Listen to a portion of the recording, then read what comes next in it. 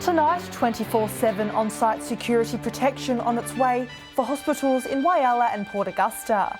And 3 Port Lincoln youths charged over separate alleged break-ins throughout the city. From our 7 Spencer Gulf Studios, your nightly news with Ruby Kamane begins now. Good evening. Whyalla and Port Augusta hospitals will soon have more protection with the introduction of 24/7 on-site security. The move follows a spate of reported violent attacks on local doctors and nurses in recent months. It's been hailed a huge win for nurse and patient safety.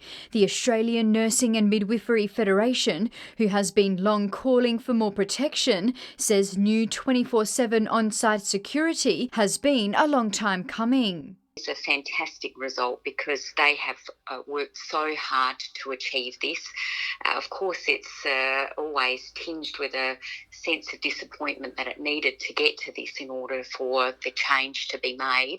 The branch welcoming the move, coming after more than 20 assaults against nurses at Whyalla's hospital reported this year alone. There have been some really high-profile cases involving very active, very terrible assaults against the nursing staff, particularly in the emergency department. An environment Mr Bars says is leaving some frontline workers feeling anxious about walking into work. We certainly wish that weren't the case. We do wish that that society was different, but the reality is that this is what these really hardworking and dedicated nurses are dealing with. In a statement, SA Health says it is a significant step for our region and is committed to providing a safe environment for all staff, patients and the wider community. The department also planning for on-site security protection to complement the current roles and strategies in place. People are really excited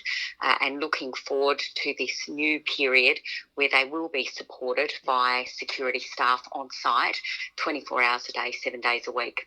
Sophia Contagonis, 7 Spencer Gulf News.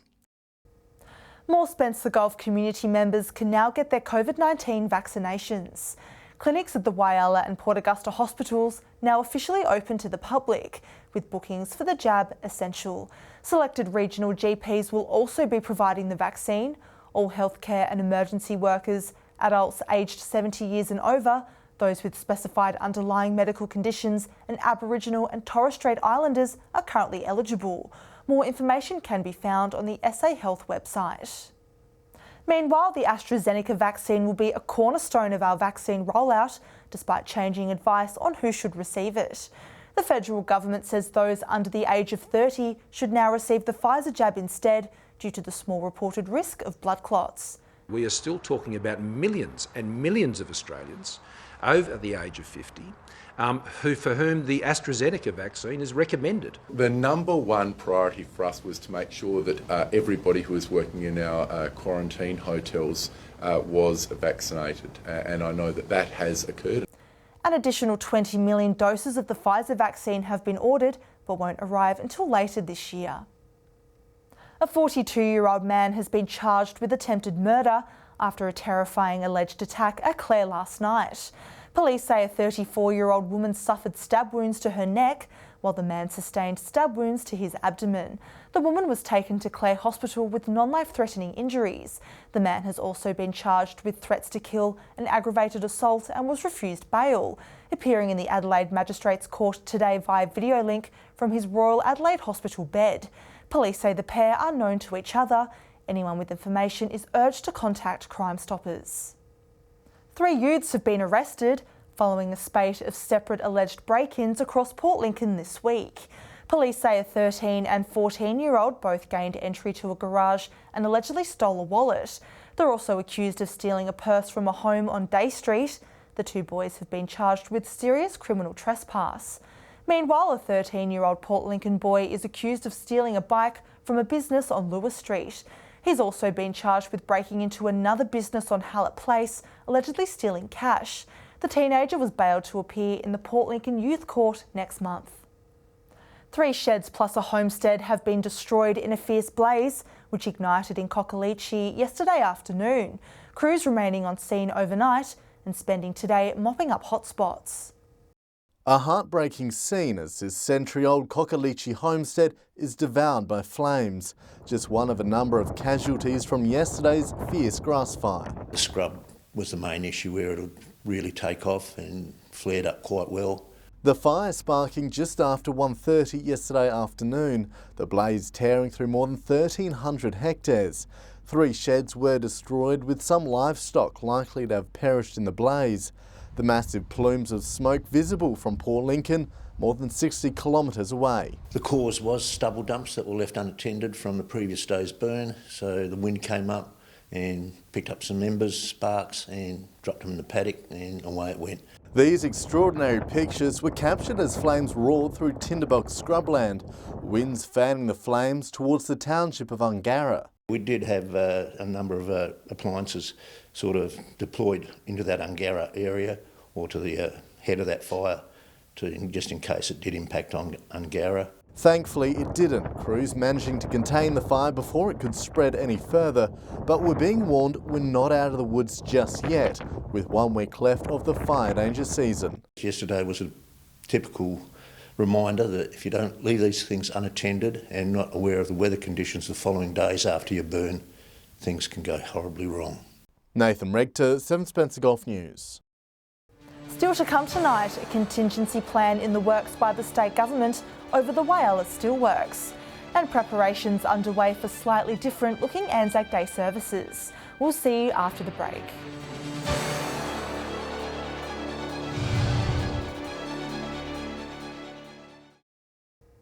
Welcome back. The federal government says it's monitoring GFG Alliance's Australian assets relating to the steelworks in Whyalla. Finance Minister Simon Birmingham telling News Corp the government is preparing a contingency plan reassuring locals in the workforce. Also saying the government recognises the importance of Australia's steelmaking capacity in Whyalla. It follows a New South Wales Supreme Court action seeking to wind up GFG's One Steel manufacturing. Veterans and community members in Whyalla are being encouraged to get out of the house this Anzac Day and head down to the local RSL for a meal. Multiple volunteers will be handing out food and drinks in an effort to give back to the community. Last year, in the beginning of COVID-19, the city's Percy's on Playford provided homemade meals amid cancelled commemorations, delivering them to our local heroes in a bid to say thank you. Meanwhile, Port Lincoln's RSL is finalising preparations ahead of this year's Anzac Day dawn service. The commemoration looking a little different to previous years, set to be held at the city's Oval, with the public being encouraged to attend and pay tribute to our fallen soldiers. Centenary Oval's known for hosting major sporting events, but soon it'll be hosting a very different type of service. We will have the band there, we'll have the cadets there, we will have a service, and it will be broadcast by 5CC as well. The RSL transforming the Oval into a memorial service for this year's Anzac Day. Centenary Oval is being used because it has access points for control so we can do our QR safety. A sign of the changing times, the original plan was to hold a private ceremony at the War Memorial. That's now been scrapped to help open up the service and pack the grandstand with the public. It's not just about the RSL itself, it's about the community, and logistically it's very hard at the moment because of the COVID restrictions. The City Band will be performing while a gun salute will honour the fallen. COVID restrictions will be in place along with social distancing and hand sanitizer. For those not wanting to leave home, they're being encouraged to stand at the end of their driveway and still take part in the service, similar to last year. It's about protecting us as individuals and protecting the community as well. Locals also being encouraged to lay wreaths at the city's memorial throughout the day and hold a minute's silence to reflect on those who fought for our freedom. We'd really love to see you come down. The dawn service will be held at 6:30 on April 25th. Nathan Rector, 7 Spencer Golf News. A Broken Hill Animal Rescue Group says it's seen a significant increase in the number of injured birds needing care. Workers now building additional aviaries to cope with the influx and are warning it could get worse as mice numbers increase across New South Wales. Heavy lifting to save local wildlife. The arrival of this new aviary a huge relief for Rana as it deals with an influx of injured birds. We had so many babies through the door this year, so it's just been chaos. The volunteer-run group already attending to more than 200 birds since the beginning of July, compared to 147 for the previous 12 months. The rain, everything has had a really good breeding season, so instead of having one chick, they've been having 2 or 3. That's where the new aviary comes in. Carers say it'll improve diagnoses and make rehabilitation of larger birds easier, including animals of prey. You can do a lot of things or see a lot of things when they're flying about their rehabilitation status, like if their wings are symmetrical and all the rest of it. The timing ideal, with Rana expecting more birds to come into care over the coming months. If we get the real big mouse plague here, we probably will see owls and all sorts. One of the major concerns, mice baits, which can be highly toxic to our pets as well as wildlife. There are lots of traps that you can get that aren't poison, and they're by far the best. Lachlan Itter, 7 Spencer Golf News. Stay with us after the break. International fruit pickers fly into South Australia to help boost local horticulture. And Broken Hill junior swimmers become champions following a major Adelaide competition. We'll see you after the break.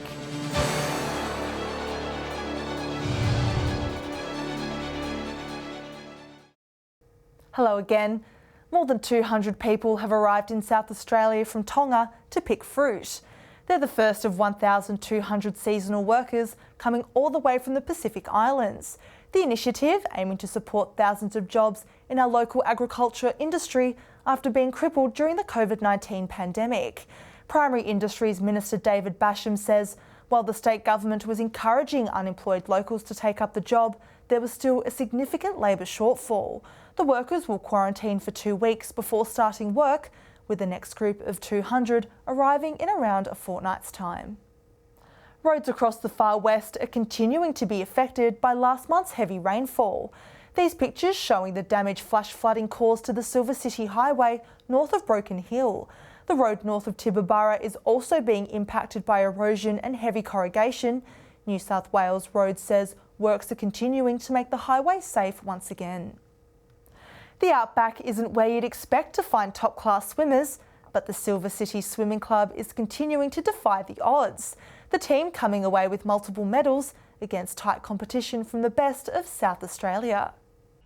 Taking to the national stage, Khalees Pressler, the latest to represent Broken Hill in the pool. And here we go in the girls' 16 years 100-metre breaststroke final. And though not coming away with the win this time, the Silver City Swim Club continues to bat above its weight, with 3 members competing at the Age National Championships. It certainly puts us on the map for swimming.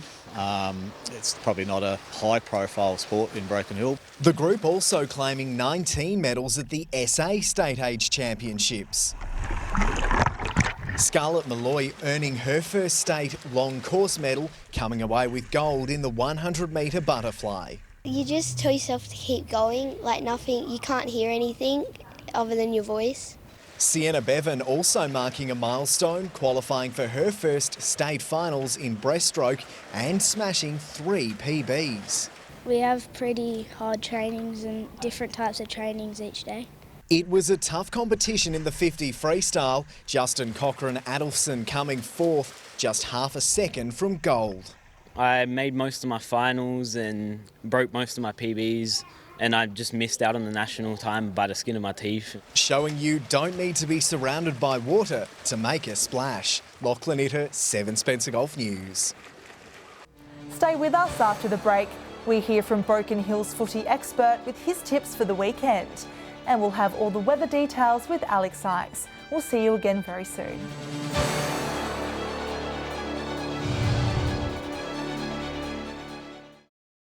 Welcome back. It's now time to hear from Broken Hill's footy expert as the city prepares for its first game in 18 months this weekend after being cancelled last year due to COVID-19. Here's our reporter Lachlan Itter with the AFL Broken Hill chairman. So it's been a long time coming, but round 1 of footy kicks off at the Jubilee Oval tomorrow here in Broken Hill. I've got AFL Broken Hill chairman Andrew Schmidt and our footy tipster with us. It's going to be a big season, isn't it? Well, it's going to be a monster season. We had no footy last year because of the pandemic, and it just wasn't viable for us to operate, or the 4 clubs to operate. We played during the First World War, we played during the Second World War and the Great Depression. It's the first time we've had no footy, so we're excited, the clubs are excited. Well, that's what I was going to say. The Lightning Cup the other weekend, the atmosphere there was incredible, you know, around 1,000 people in the grandstands. It was, and look, it was a warm day. We've got the new development, which is almost signed off at Jubilee Oval, a $3 million upgrade. And I think just having footy back and the conditions, almost 1,000 people, and that's the biggest crowd we've had at a Lightning Cup in over a decade. Looking ahead, who's going to be holding up the trophy at the end of the year? That's a tough one, Lockie. I mean, that's too early to go with that yet before round one. I mean, South, no doubt, will still be the team to beat. They've got that core group of players. They've recruited some really outstanding footballers in the off-season. West, I think, will be their main challenger. They look really hungry. They've got about 8 or 9 prime recruits into that club and some great juniors. North will be consistent. I think Central will be the big improvers. If you ask me now, prior to round one, who's going to play in the grand final, I think it's a matter of who will play South. I think at this stage I'll go with West. But who's going to win it, you're going to have to wait till September. Righto, we'll put the crystal ball away for now then. Round one, what are your tips for the weekend? We've got a double header round one in the men's. North are playing Central. As I said, Central have struggled for quite a few years, but they've had a massive pre-season. It normally goes to the team that's fitter and it's got run in their legs. It wouldn't surprise me if Central got over them, but I'll go with North because of Kelly's milestone. I think those senior North players will lift for him. The late game, South and West, we saw a thriller in the Lightning Cup. South got up and won by a point. That's a toss of the coin. I know West have got a couple of their star players who suffered some soft tissue injuries in the Lightning Cup. I'm going to stick with the champs. I'll go with South, but I think West will be right there. I think everyone in Broken Hill will be getting down to the Jube over the weekend, and we'll have a full wrap on Monday's bulletin. Time now to take a look at what's happening in the weather, with a cool Antarctic snap forecast across parts of the country, also set to hit parts of South Australia over the weekend. Here's Alex Sykes with all the weather details. Thanks, Ruby. That's right. Some could argue we got a taste of those Antarctic-type conditions today, with temperatures in the high teens and low 20s. From 3 p.m, Port Lincoln was cloudy and reached 21. Kadina, partly cloudy, got to a high of 18 degrees there. But Cooper Pedy has managed to miss out on the cool change altogether, with a sunny top of 35 degrees there. Looking further out across the region now, Port Augusta reached 23 degrees, Whyalla and Woodner was 21, Broken Hill 24, Port Pirie 22, Kadina and Cleve both 18 degrees, Clare was 17 and Adelaide was partly cloudy and 20 degrees. Taking a look at the satellite image now, cloud pushing into southern parts with cool south to southwesterly winds are triggering some light showers. High cloud streaming across the south and central parts is not rain bearing. Skies are clear to the north with a dry air mass and a building ridge of high pressure. Moving on to tomorrow's weather outlook now, and we'll start with the Gulf waters. Southerly winds 15 to 20 knots, reaching 20 to 25 from mid-afternoon to late evening. Seas 1 to 1.5 metres, increasing to 2 late in the evening, and south to southwesterly swell 1 to 2 metres. And the Bureau has issued a strong wind warning for tomorrow for the following areas: south central coast, upper southeast coast and lower southeast coast. And Ruby mentioned earlier, cold Antarctic snap is set to impact the Gulf over the weekend. Port Lincoln cloudy 21, Cleve will reach a max of 20 degrees. And Woodner to top 22. Possible shower in Whyalla 21 degrees, Port Augusta cloudy, also set to reach 21. Kadina will top 23 degrees.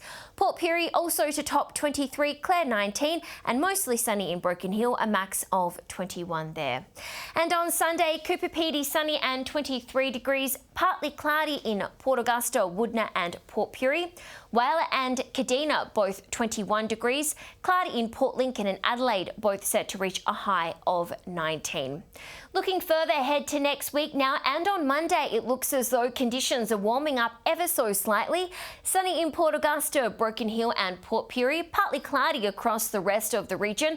Woodner to reach a high of 25 degrees, while Broken Hill will have the region's lowest temperature of 19. Kadina and Adelaide both set to reach a top of 22 degrees. And similar conditions on Tuesday, slightly warmer temperatures though. Windy and 27 in Port Augusta. Cooper Pedy will have the region's top of 28 degrees. Kadina and Port Lincoln both set to reach a high of 26. So Ruby, that taste of summer we experienced early in the week appears to be disappearing. And that's all the weather from me for tonight. I'll see you a little later with a weather update. It's back to you. Lovely, thanks for that, Alex. And that's the local news this Friday evening. Thanks for joining us. I'll have updates later. Until then, enjoy your evening and the start of the school holidays this weekend. We'll see you again next week. Good night.